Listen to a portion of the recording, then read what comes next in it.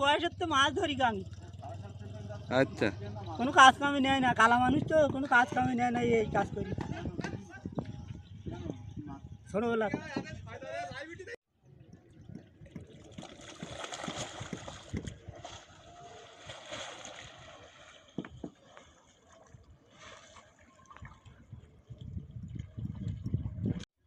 ইছামতি নদীতে চলছে সাদা সোনা আহরণ।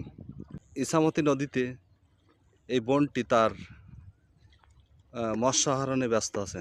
৬৭ টাকা বাবা। হ্যাঁ ৬৭। হ্যাঁ ৬৭। কতটা মাছ দিলেন এখানে? ২৬ হয় দুটো।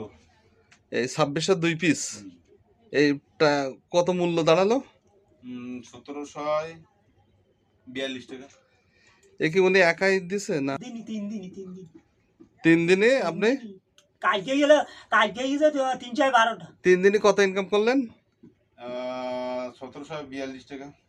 ১৭৪২ টাকা 3 দিন ইনকাম। ১৭৪২ টাকা। আপনি একা না আর কেউ ছিল সাথে? একা আবার চোখ লাগায় নাই, আবার আহ, চোখ লাগাই দিয়ে বাঁধতে হয়। আমরা ওই যে রেনু বাগদা, তারপরে রেনু ছাটি, এইগুলো ধরি। ধরার পরে এগুলো ওই ব্যাপারীদের কাছে দেয়, ওরা নিয়ে পার্টির কাছে বিক্রি করে।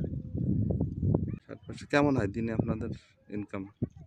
ওই ৪০০-৫০০ এরকম টাকা হয়, ইনকাম হয়, মানে দিন মজুরি দেওয়ার মতো, বেশি হয় না, আচ্ছা, কোনো রকমের চলে আর কি। এখন মাছ ধরতে যাবেন? হ্যাঁ কি মাছ ধরেন এখানে? রেনু কি রেনু এটা? ছাটি বাগদার রেনু ১০টার মধ্যে জোয়ার লাগবে।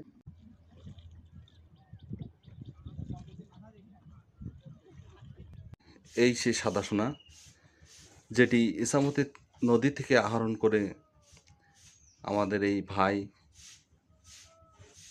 আহরণ করে সেগুলো গুনছে।